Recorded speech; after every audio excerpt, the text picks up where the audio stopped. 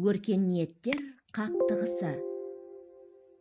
Өркениет өлшемінің бірі ретінде ғаламторды айтып жүрміз.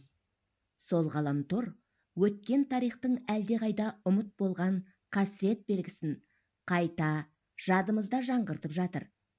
Лайк атауымен пікіріңді білдіретін саусақтар қимылының тамыры тереңде жатыр.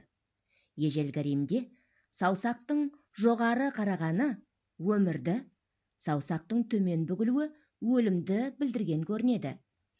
Ғаламторды былай тұрсын, халықаралық саясатта да саусақтар қақтығысы жүріп жатқандай көрінеді.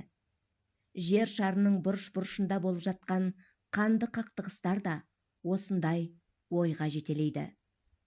Бейбітшілік туралы әңгіме қозғала қалса, тағы да ұлы ақынның даналығына үңілеміз.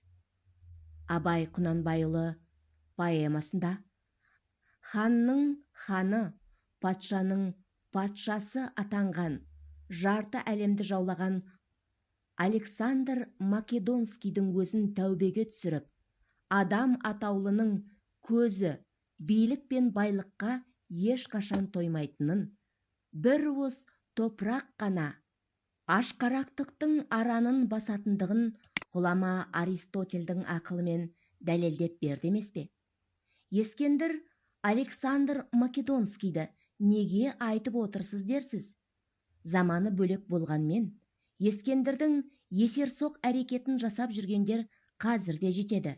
6 құрлыққа дегенін жүргізіп, саусақ қимылымен ақ шартарапқа бұйрығын орындатуға ұмтылушылар бар.